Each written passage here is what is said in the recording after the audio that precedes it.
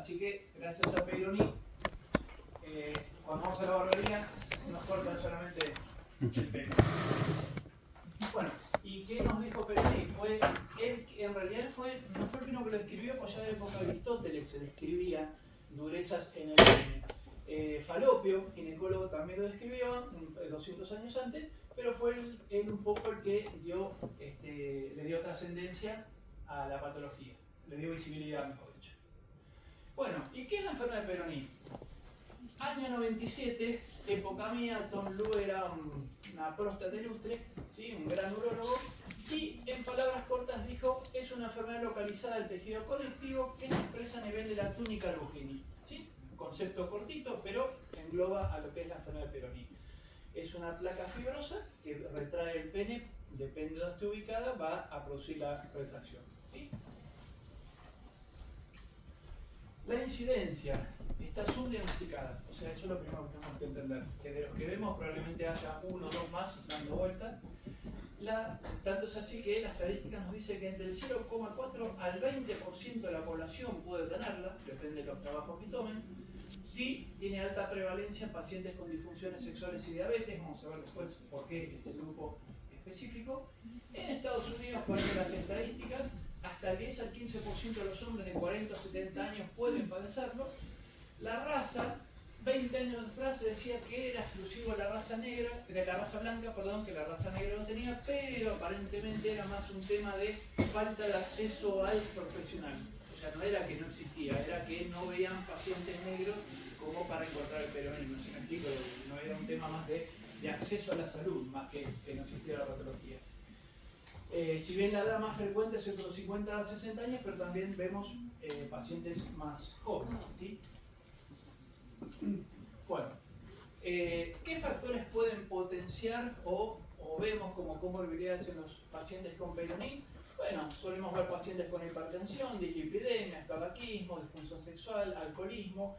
Y en lo que a nosotros nos respecta, muchas cirugías prostatectomía radical, a veces al año, 2 años, el paciente nota, ¿sabe qué? Orino bien, no se me cerró la uretra, pero se me está torciendo el pene. Y sí, está descrito que post cirugías pelvianas, en nuestro caso de prostatectomía radical, también puede, que todavía no está muy claro el motivo, desarrollarse una enfermedad de Peyronie. Y hay trabajos que también post RTU de próstata están descritos placas de Peyronie. Bueno, la etiología.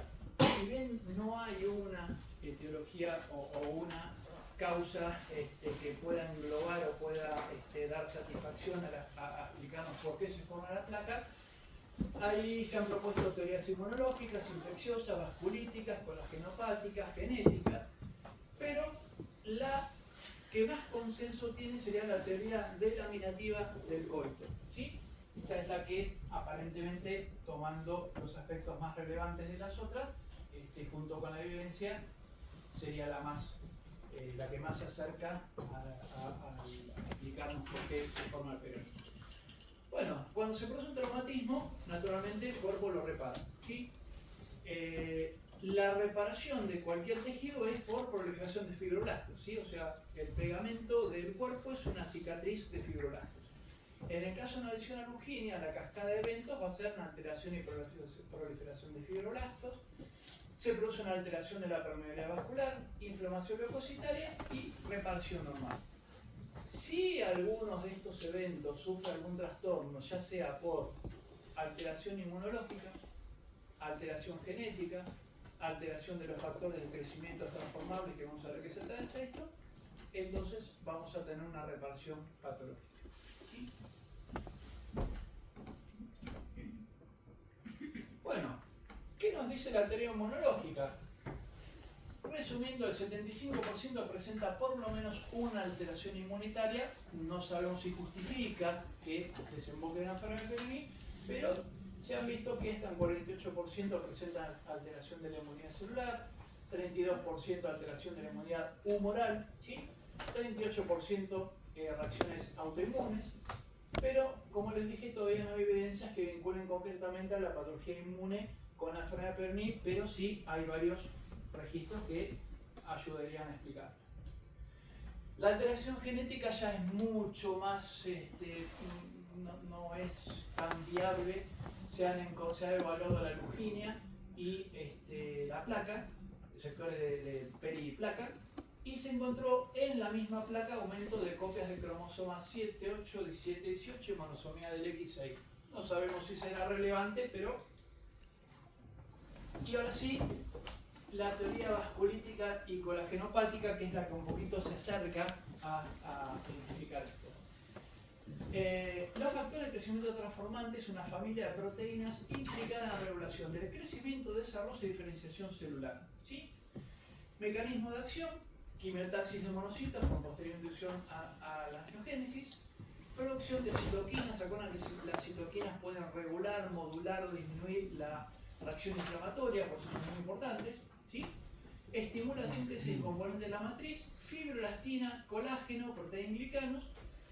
Y lo más importante es que bloquea la degradación de la matriz, disminuyendo la síntesis de proteasas, aumentando la síntesis de inhibidores de estas enzimas proteasas, potenciando el proceso inflamatorio y cicatrizar. Esto, por eso decía que esta teoría vasculítica más o menos nos va acercando un poquito más a lo que sería explicar de dónde viene el peronismo. La teoría de la laminativa es la que más se ajustaría, ¿sí?, tomando elementos de las cosas que charlamos, a cómo estaría, cuál sería el origen de la placa. Bueno, en principio se sabe, ¿sí?, esto que es resultado de microtraumas, ¿sí? En el coito todos podemos tener microtraumas, pero mientras la reparación o el trauma no sea muy severo, la reparación sigue su curso sin novedades. Pero en aquellos pacientes con cierta predisposición genética podría llegar a producir eventos que desemboquen en una placa. La túnica lugina está formada por dos placas, una interna circular y fibras transversales, ¿sí?, que envían pilares perpendiculares, esta de acá, y externas longitudinales, ¿sí? Esto forma una trama muy rígida. De hecho, la rigidez de la lugina es intermedia entre la del cartílago y el hueso esponjoso. O sea, es muy resistente, ¿sí? Lo que pasa es que, como todo material, cuando la tensión supera la resistencia, se rompe. Pero es un tejido que el cartílago, con solo tocar la oreja, no se da cuenta. Bueno, sepan que la lugina es más dura, más resistente, ¿sí?, que el cartílago y menos que el hueso esponjoso.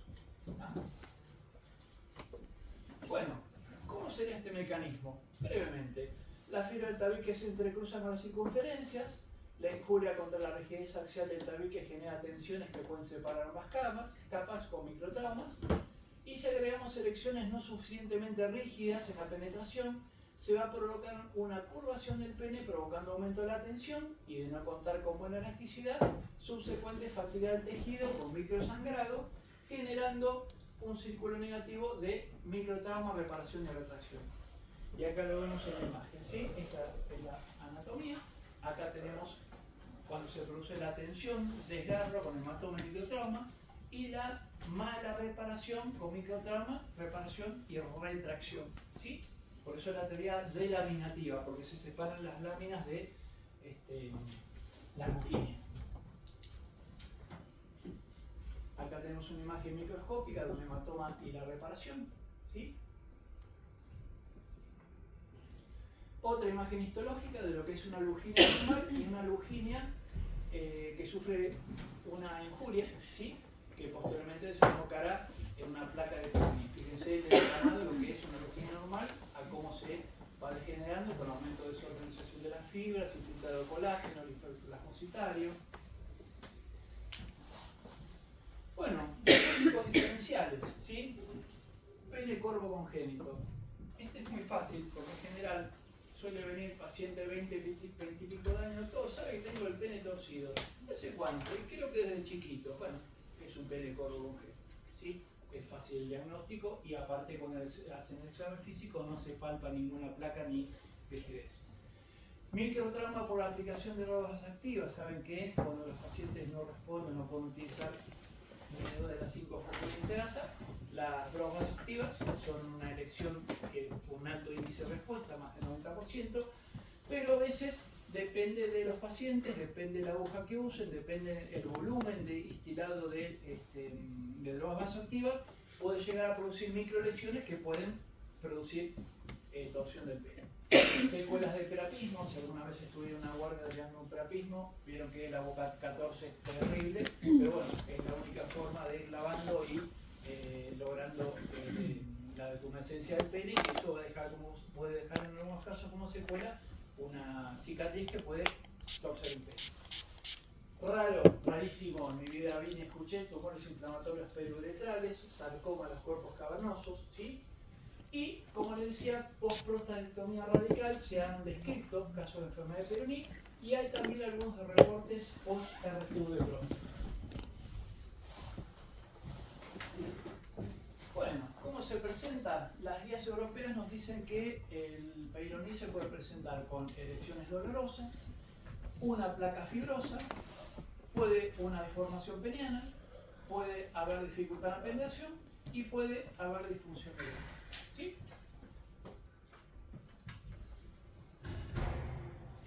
Tenemos que cursa una fase aguda y una fase crónica. La fase aguda es muy variable, usualmente dura entre 3 a 6 meses. Es más, hay casos de pacientes que de pronto a los 4 meses les bajó el dolor y de pronto, uy, ¿sabe, doctor? Estuve un mes bien y ahora me está doliendo un montón. A veces puede tener ciertas exacerbaciones o reagudizaciones. ¿Sí? Dolor al tacto o a la erección. No, doctor, mientras no está eréctil no me duele, cuando tengo una erección me duele terriblemente. Puede venir con curvatura, sabe, doctor, que me duele el pene y noto que se me está torciendo el costadito. Y al examen físico me palpo un bultito en el pene. La fase crónica, solamente después de los 6 meses o el año, ¿sí? En esta ya el dolor prácticamente es mínimo o ausente, a veces un mínimo dolor cuando palpamos la placa. Ya la placa está estable, en general después de un año la placa se estabiliza y no tendría que seguir avanzando. Puede a veces calcificarse, la calcificación de la placa es un poco la indicación como de la muerte de la placa, como que el proceso ya está prácticamente finalizado. Y por último una curvatura residual, ¿sí? ¿Sabe? Ya no me duele más, doctor, pero me quedo torcido y ahí está. Bueno, en estos tiempos que tenemos que ver 20.000 pacientes, tenemos poco tiempo, tenemos que salir corriendo a operar, pero traten siempre de mantener este esquema de interrogatorio, examen físico, estudio, ¿sí? Las consultas, según la OMS, deben ser de 15 minutos. En la práctica, 10 minutos, 7 y hasta ahí. Un interrogatorio de cualquier patología no nos lleva más de 3 minutos. Sea el paciente venga por hematuria, por problemas de próstata, no nos va a robar tiempo, al contrario, es una inversión y nos va a dar muchos datos, ¿sí? Luego un examen físico, si lo amerita, y estudios diagnósticos correspondientes para llegar al tratamiento. Bueno, ¿qué le podemos preguntar al paciente? Bueno, pregunta inicial, ¿cuándo empezó esto? Tiempo de comienzo. ¿Tuvo algún antecedente de traumatismo coital? Saben que el traumatismo del coito lo más común es cuando la mujer está arriba, el hombre abajo, entra, sale, le roba el pene, ¡pac!, se cayó el pene y lo quebró. ¿Sí? Masturbatorio. No, doctor, mi novia me masturbó y va desde que arrancamiento del frenillo, que me vino la semana pasada uno, o a veces torsión del pene por maniobras muy bruscas. Tratamiento con drogas vasoactivas, lo que charlamos. Drenaje de perapismo. Le preguntamos si duele en la erección o duele continuamente, ¿sí? ¿Cómo ve la curvatura? O sea, esto, digamos, después lo veremos en una foto, algo más objetivo, pero es importante también cómo ve la percepción el paciente. A veces nos llevamos chasco que no, está torcida mal, y cuando vemos está apenita desviado un par de grados. Pero es importante cómo le impacta psicológicamente, ¿sí? Si la curvatura permite o no penetrar, si no también nos regresa en todo el pene o en el distal del pene, ¿sí? ¿Y en qué medida percibe que le afecta la erección en cuanto a la vida sexual? Bueno, estudios diagnósticos, ¿sí? En Estados Unidos, país de las estadísticas, les gusta, estadísticas de todos, y les gusta hacer cuestionarios, que pasa a la enfermera, llene esto, y el paciente escribe hasta que lo llaman. Bueno, acá también han hecho un cuestionario dirigido para pacientes con enfermedad de Peyronie, ¿sí? Este cuestionario PDQ a veces son propios de ciertos estados, propios de ciertas instituciones, propios de ciertos consultorios, pero en general van todos abocados para medir síntomas psicológicos o físicos, dolor peniano y síntomas asociados, ¿sí?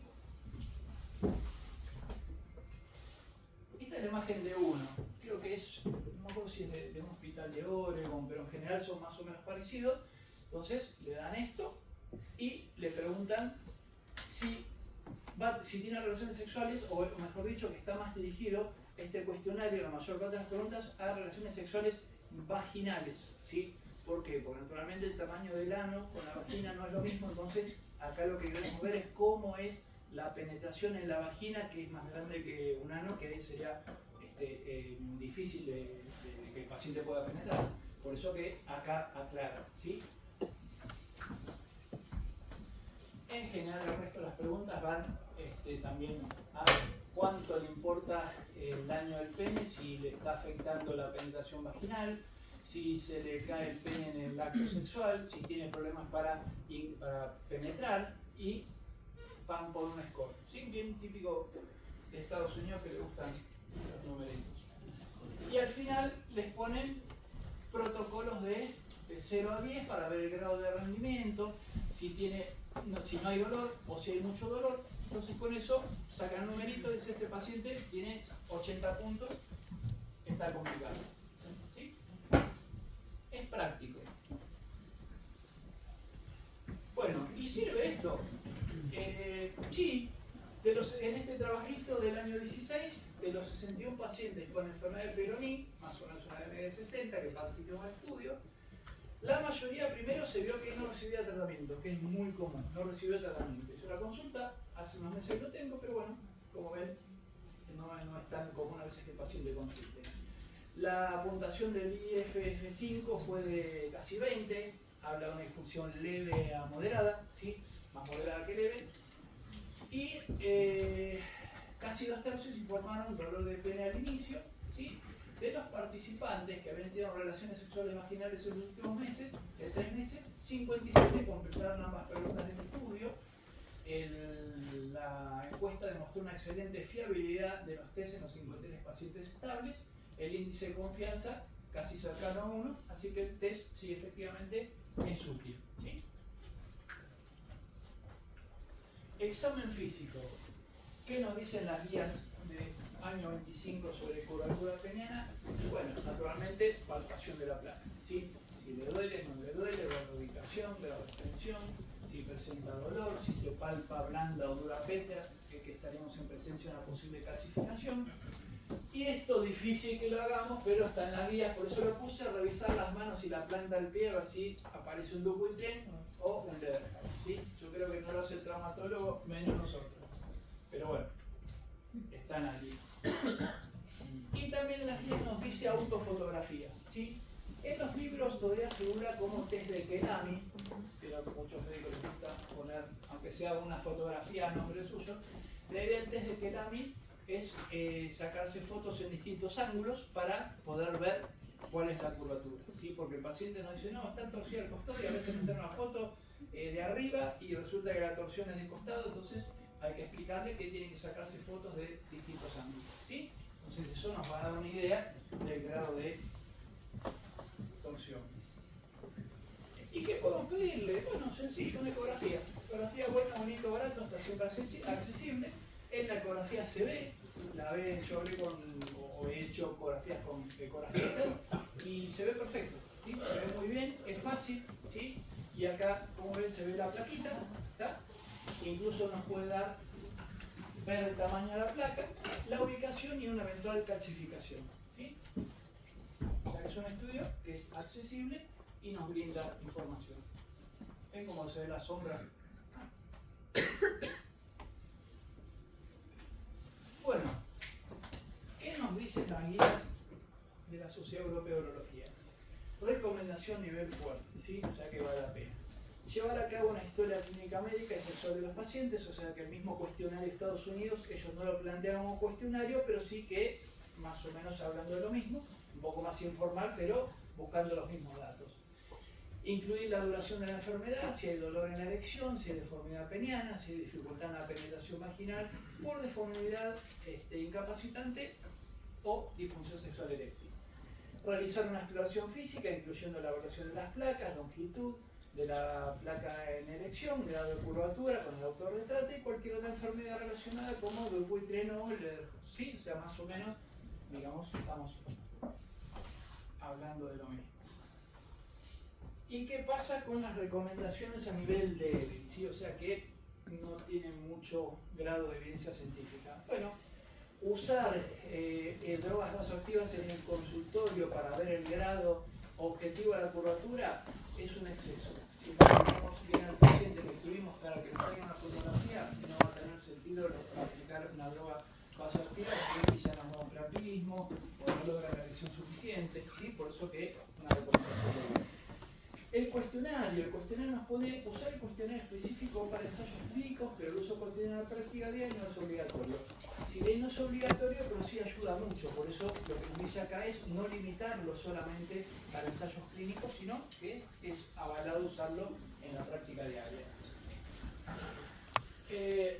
No usar imágenes por ultrasonido, tomografía o resonancia para evaluar tamaño de placa de deformidad en la práctica diaria. Bueno, también es una recomendación débil porque sí tiene su utilidad. Más hablando con varios sexólogos, la mayoría usa ecografía y alguno que otro resonancia, sobre todo en casos quirúrgicos. ¿Sí? La tomografía tiene poco uso acá, la resonancia sí nos daría imágenes un poquito más específicas, pero en general con la ecografía, el ángulo, la palpación, uno ya se va tomando dimensión del grado de tratamiento o corrección que tenga que hacer. Utilizar el Doppler en caso de evaluación diagnóstica para disfunción eréctil, para corroborar anatomía vascular y hemodinamia peniana, así como evaluar la evaluación y calcificación de placas, ahí se cortó, especialmente antes de la cirugía. Bueno, recomendación débil porque en realidad para ver el grado de erección tendremos que hacer un test de tumescencia peniana nocturna. Y si queremos hacer un Doppler, hay que hacer un Doppler dinámico con drogas vasoactivas. Por eso es que da una recomendación débil en cuanto a una ecografía simple. ¿Qué puede hacer un neurólogo en el consultorio de un paciente? ¿Yo qué hago litiasis? ¿Yo qué hago onco? Bueno, de última, no lo quieren tratar, lo deriva a un sexólogo. Es válido. Yo no me dedico a esto, señor, lo tiene que ver un especialista que trate esto. Pero bueno, vamos a ver que porque algunas cosas podemos hacer en consultorio. ¿Qué nos recomienda la Sociedad Europea de Urología? Recomendaciones para el tratamiento no operativo de la enfermedad, recomendación fuerte de la mayoría. Ofrecer tratamiento conservador para los pacientes no aptos para la cirugía o cuando la cirugía no sea aceptable para el paciente. ¿Sí? Paciente de 80 años que, doctor, yo con cada fin más o menos ando. Bueno, hablarle de una cirugía y yo no sé si lo va a aceptar. Entonces, bueno, podemos y tenemos alternativas conservadoras para ofrecerle a ese paciente. ¿Sí? Importante, sobre todo si va a operarse el paciente o si no quiere operarse por el ángulo muy cerrado, comentar con los pacientes todas las opciones de tratamiento disponibles y resultados esperados antes de comenzar cualquier tratamiento. ¿Sí? Siempre explicar los pros y los contras de toda cirugía. ¿Sí? Si sea una cirugía prostática que tiene cierto grado de 70% de falta de eyaculación, disfunción eréctil, eso es muy importante. Y si a una persona de 80 años no le interesa mucho, pero a alguien de 50, y sí, hay pacientes a veces que por el hecho de pensar que después la cirugía de próstata no va a eyacular, no doctor, prefiero seguir orinando medio mal un poco más, pero antes que operarme. Entonces por eso siempre expliquen todo en el paciente. No ofrecer tratamiento oral con vitamina E, paraminobenzoato potasio potaba, que es medicamento viejo, tamoxifeno, pentoxifilina. En realidad la Sociedad Europea de Urología desaconseja los tratamientos vía oral por la falta de efectividad. Doctor, yo vi con pacientes le dieron polvito, sí, se usa. En realidad lo que nos dicen las guías es que si no hace daño pueden usarlo, ¿sí? Pero con falta de evidencia científica. Pero como recomendación fuerte, no tratamiento oral en los pacientes con enfermedad de Crohn. Sí se puede utilizar antiinflamatorios no esteroideos para tratar el dolor. Muchos pacientes que necesitan realmente antiinflamatorios, a veces de forma crónica o a veces precoito, y eso sí está avalado. ¿Sí? Y el tratamiento extracorpóreo de ondas de choque, ¿sí? en general no tiene mucha utilidad para tratar la fase aguda, la fase dolorosa de la enfermedad de Peyronie, ¿sí? Por eso le da una recomendación breve. ¿Hasta acá va bien, chicos? ¿Alguna pregunta? ¿O rápido? ¿Va bien? Bueno, ¿qué tratamientos nos ofrecen las guías de la Sociedad Europea de Urología? Tenemos tratamientos intralesionales, tópicos u otros dispositivos, ¿sí? Y ahora vamos a desarrollar algunos de ellos. La Asociación Americana de Urología y la Asociación Europea de Urología no recomiendan, ¿sí? En eso las dos hay consenso, tratamiento vía oral con intención modificatoria de la enfermedad por la falta de evidencia, salvo los antiinflamatorios. Ahora, ¿por qué se dan? Esto se da ¿por qué? Porque el posible beneficio en ausencia de riesgos, y a veces vale la pena. En el consultorio, bueno, te doy algo hasta que lo veas al sexólogo, toma el Peyronal, ¿sí? Que se vende escamitina, arginina, ácido lipoico, es un sobrecito todos los días, vitamina E en dosis de 400 miligramos, a veces no sabemos si es efecto placebo, hay paciente que sabe con ese polvito, doctor, y se vende eso. Y bueno, si no te hace mal, es como los pacientes de PAMI con el cálculo que toman el quebrantapiedra, rompepiedras, y vienen con la piedra en la mano y dicen, sí, me sacaste la plata, claro, me perdí la ureterolito. Bueno, Verapamilo, ¿sí? Este es un remedio viejo, pero que sigue funcionando y lo pueden hacer en consultorio y encima lo pueden cobrar aparte porque en sexología no está en el PMO, así que todo lo que hagan en sexología es extra y esto lo pueden hacer. Las ampollitas se mandan a preparar, ¿sí? Cada ampolla de 2 mililitros tiene 5 miligramos de verapamilo, ¿sí? Se aplica semanalmente entre 6 a 12 semanas según la evolución. Realmente anda muy bien, es una medicación bastante viejita, 30 años, más de 30 años, pero funciona. Previo a la aplicación sí es importante aplicar lidocaína con epinefrina, o sea, aplicarle porque duele mucho, arde mucho. Pero realmente funciona, es accesible al paciente, lo pueden hacer ustedes, y bueno, es una opción que realmente tiene muy buena respuesta. Hay que localizar la placa e inyectar directamente, ¿sí? Ahora está la aguja de 30, años atrás eran de 28G, ahora tiene la de 30 que es muy finita, casi con cabello, el paciente prácticamente no lo siente. Y es una buena opción. Después que la aplican, masajean en la zona o comprime y listo, ¿sí? De última le pueden dar un antiinflamatorio para después de la aplicación, pero realmente tiene muy buena respuesta y es reproducible. Y doctor, ¿servirá esto? Bueno, este es un trabajito viejito del año 97, pero después hay otro más moderno que también lo habla, y que nos dice que la terapia de inyección de verapamilo concluyó con una reducción del dolor del 97%, realmente anda, o sea, digamos que mientras van aplicando el paciente nota progresivamente, sí, ¿sabe qué? De una semana a otra no tiene mucho, dejé de tomar antiinflamatorio. Hay una mejoría en la función sexual del 72%, reducción en la deformidad del 86%, mejora en la rigidez distal del 93%, reducción objetiva de la curvatura en el 54%. ¿Sí? Si bien en ese momento se requerían más estudios, pero a largo plazo, a esta altura hemos visto que el verapamilo realmente funciona. Bueno, famoso Ciaplex. Con esto la rompemos, esto es lo mejor. ¿Cuál es el problema? Atensao, 2.400 a 3.000 dólares la dosis, ¿sí?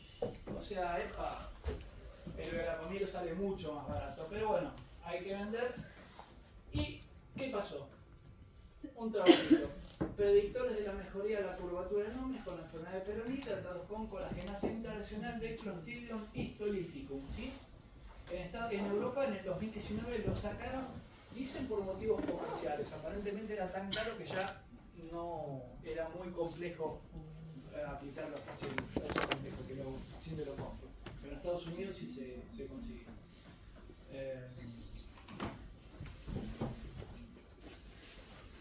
Fíjense, en este trabajo hasta 8 inyecciones divididas en 4 ciclos, 3 por 8, 24.000 más $500 con la aplicación al médico. Terrible, claro. Bueno, de 114 tratados, la edad media fue de 57, Y vemos que el 44% mejoró la curvatura, 39% no hubo respuesta, 17% la pasó mal, que empeoró, ¿sí? La curvatura media que disminuyó en grados, un porcentaje fue más o menos de 22 grados o 41%, acá en esto sí, dentro de todo ha sido efectiva. Y en hombres con curvatura inicial de menos de 30 grados a más de 60, el porcentaje de mejoría de curvatura fue de un 30%. ¿Sí? O sea, no es tan efectivo, pero la curvatura inicial fue el único predictor significativo de la mejoría de la curvatura del pene después de la aplicación de la colagenasa.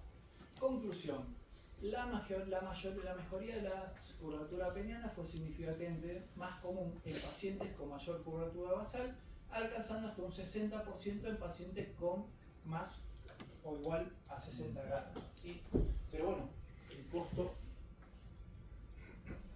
Y hablando de costo, y realmente todos los pacientes se lo aplicaban. Bueno, se hizo un estudio para ver cuál era el grado de cumplimiento, ¿sí?,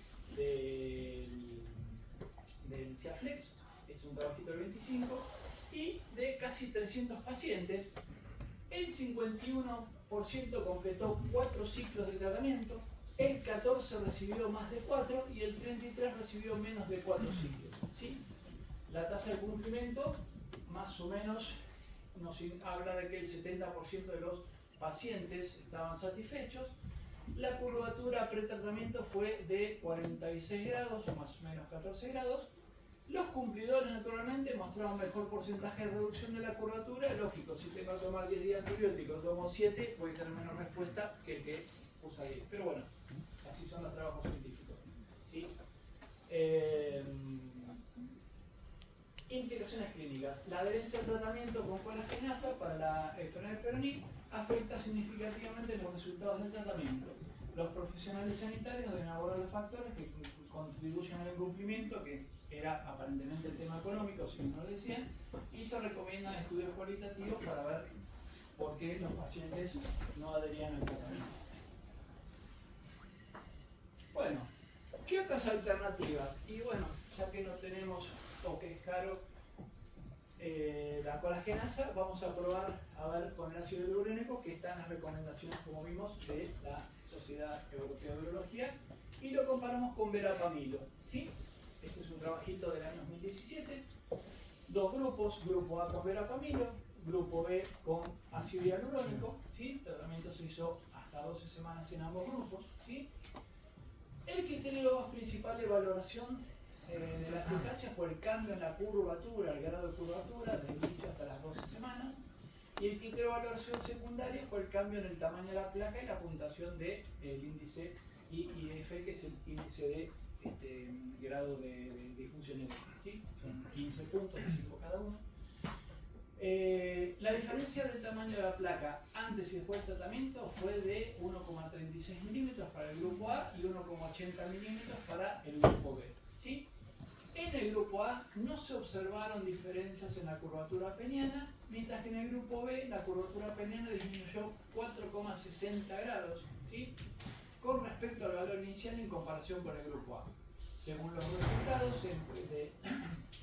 se encontró una diferencia significativa en la impresión global, la mejoría de los pacientes, frente 4 frente a 2. Este estudio comparó el verapamilo frente al ácido hialurónico, mostró una mayor eficacia del ácido hialurónico en cuanto a la curvatura peniana y a el perfil de la impresión del paciente, o sea, la percepción del paciente en cuanto a la mejoría. ¿Sí?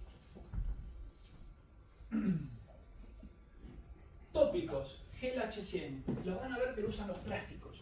¿Sí? ¿Cómo plásticos? Si es para el pene. ¿Para sacar las arrugas? No. Lo que pasa es que esto tiene altas cantidades de ácido hialurónico. ¿Sí? Acá está el precio, por si quieren cargarlo, 305 euros. ¿Sí?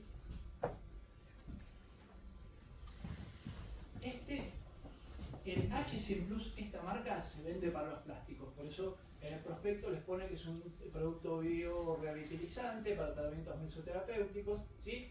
Principio activo con ácido hialurónico. Esto se aplica 2 veces por día por varias varias semanas. Pueden usarlo un mes, 2 meses, ¿sí? Es muy variable. Pero bueno, es otra alternativa con resultados dudosos, ¿sí? No se usa mucho. Bueno, tratamientos farmacológicos en evaluación no avalados por ahora por la Sociedad Americana de Urología o la Sociedad Europea de Urología.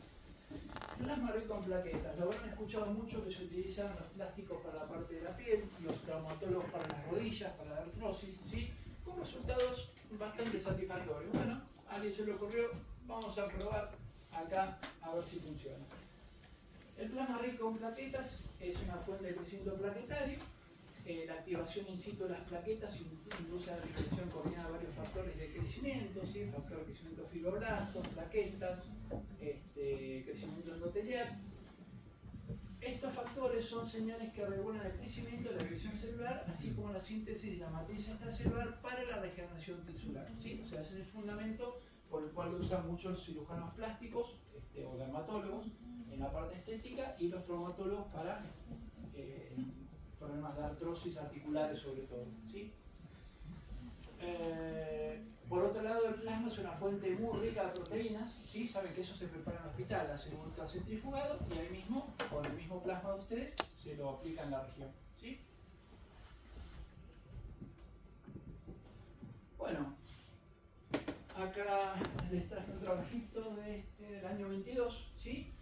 Que nos habla sobre la tolerancia y eficacia de las inyecciones de plasma rico en plaquetas en la enfermedad de Peyronie, estudio piloto. Bueno, se hicieron 3 inyecciones intraplaca de plasma rico en plaquetas con 15 días de diferencia de 7 pacientes con Peyronie. No hubieron efectos secundarios y a los 3 meses hubo una mejoría global de los pacientes. ¿Cuáles fueron las mejorías?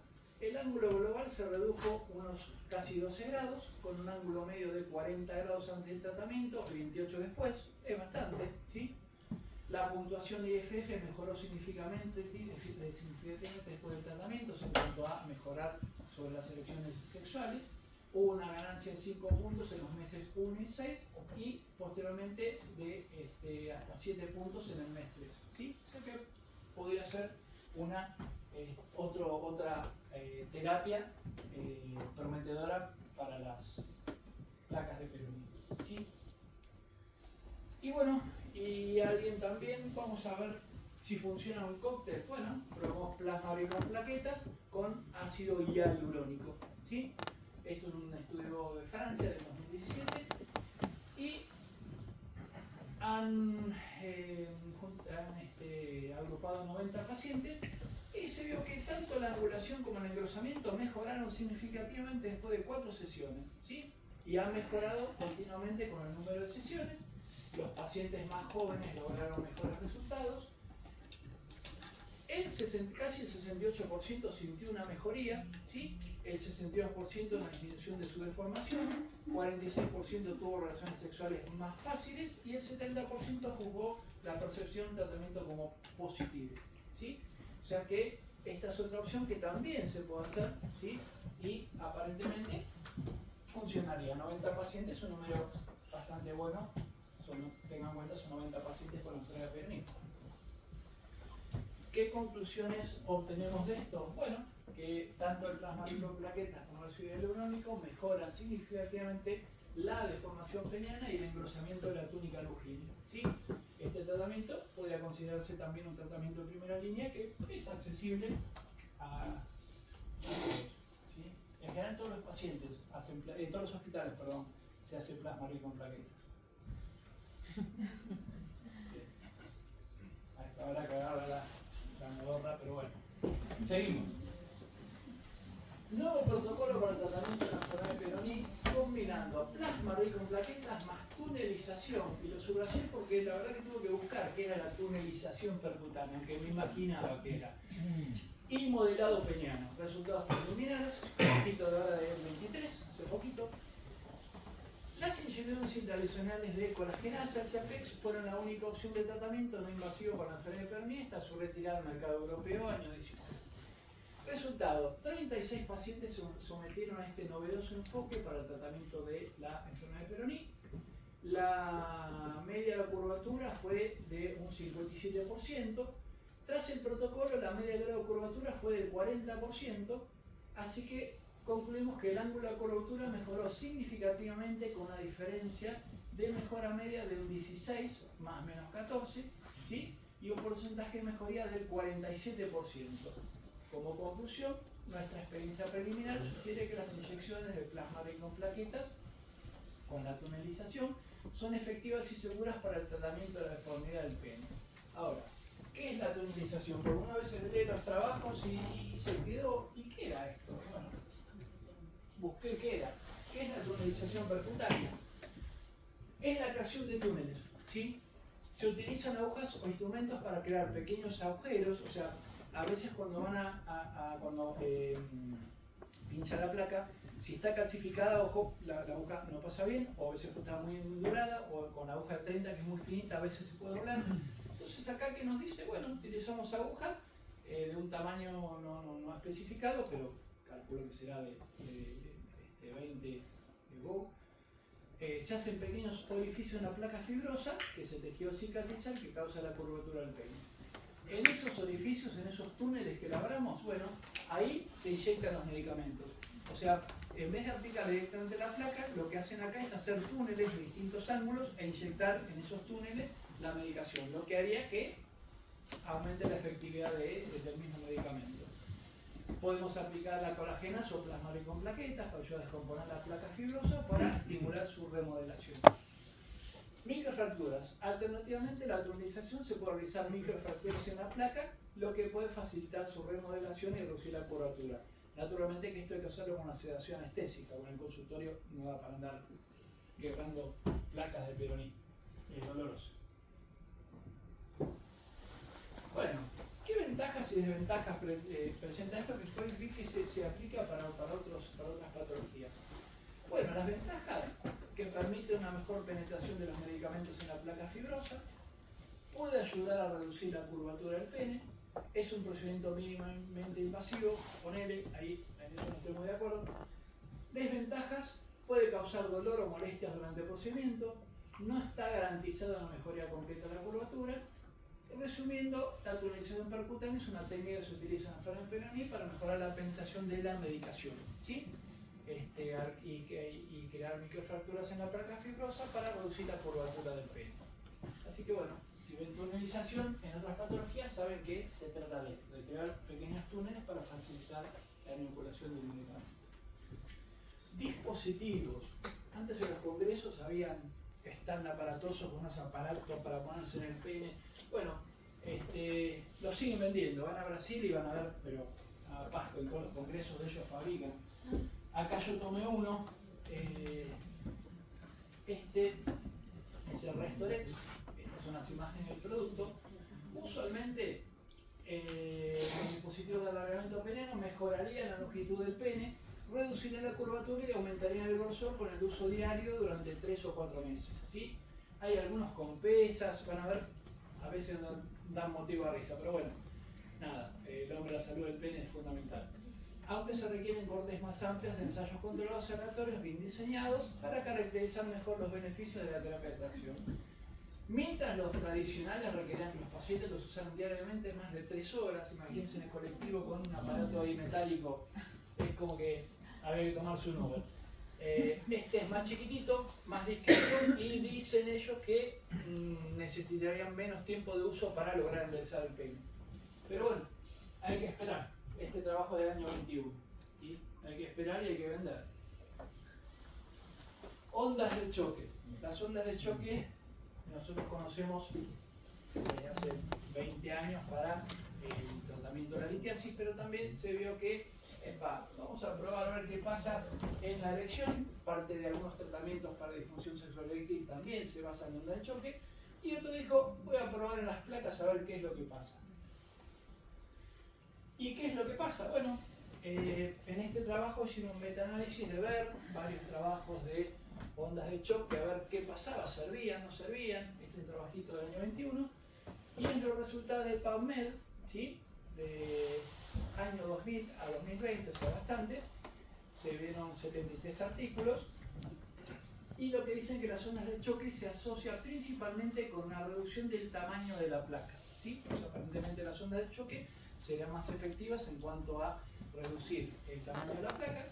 No se detectaron diferencias significativas en reducción del ángulo de la desviación del pene ni en la tasa de hematomas, ¿sí? En comparación con el grupo placebo. Y no se encontró evidencia de un efecto sobre la disfunción sexual eréctil ni la escala del dolor. Por eso que recuerdan que al principio, como recomendación débil, daba la aplicación de ondas de choques para el dolor. No, para el dolor no funcionan las ondas de choque, ¿sí? Ayudaría un poquito a enderezar el pene, no mucho más. Bueno, pero vamos a darle otra trámite y vamos a buscar más trabajo, a ver si encontramos algo que nos convenza. Bueno, este trabajito del año 2019 revisa la literatura que examina los efectos de las ondas de choque en el peroní y viendo como parámetros el grado de curvatura, tamaño de la placa, puntuación al cuestionario del IFF acerca de la erección y puntuación a la escala analógica visual.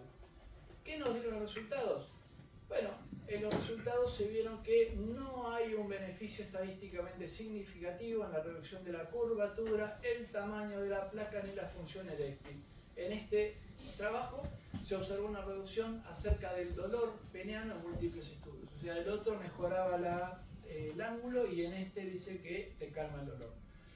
Por eso que las ondas de choque como que todavía es algo que hay que dejar pasar un poquito más de tiempo a ver cómo funciona, cómo evoluciona. Pero se usa, ¿sí? Acá tenemos un estudio chino, ¿sí?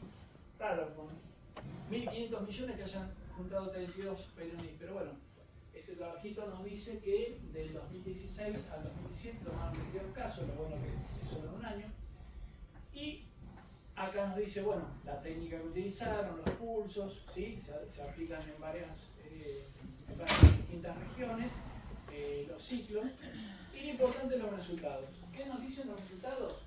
Las molestias se suavizaron o disminuyeron en diferentes grados en 9 de los 32 casos, el dolor se alivió en 15 casos, parece que efectivamente sería más para el dolor la efectividad.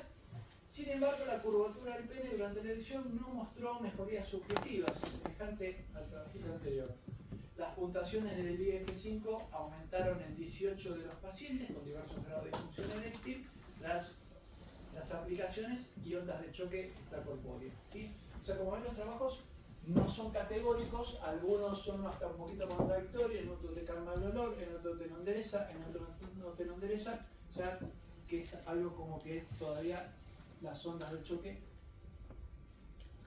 da para pensar. Bueno, conclusiones.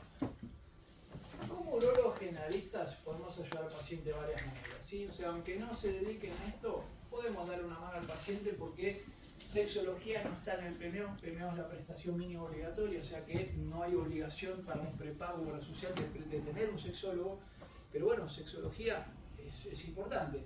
Esto, si bien es subespecialista, la mayoría es particular, salvo que lo manden como un hospital acá en clínicas, que hay sexología, hospital italiano, británico, alemán, pero no todos los servicios tienen un sexólogo o la lista de espera es gigante, entonces podemos darle una mano al paciente. ¿Y cómo? Bueno, le vamos a explicar la misma. Hoy el paciente entra en Google y todo es cáncer, pene rojo es cáncer, dolor testículo es cáncer, placa en el pene es cáncer. Entonces explicarle que no es una patología oncológica, ¿sí? Que puede curvar el pene, traer algún grado de disfunción sexual eréctil y en algunos casos puede llegar a ser quirúrgica dependiendo del inconveniente que tenga en la penetración o no. Podemos pedirle, que esto es muy sencillo, una ecografía peniana para localizar y medir la placa, así como ver si hay un grado de calcificación. O sea, podemos explicar al paciente, pedirle una ecografía, ¿sí? Entonces ya nos va dando algún grado de orientación de cómo es esa placa. La fotografía es fundamental, señala la próxima consulta, sáquese fotos de distintos ángulos y me muestra las fotos del pene para ver cuál es el grado de curvatura. Los antiinflamatorios tienen indicación como terapia oral El resto, como les decía, no está mal darlo, no hay evidencia científica que funcione, pero como le dicen las guías, si no hacen daño, lo pueden dar, pero por el mero hecho de o efecto placebo o que algunas funcionan.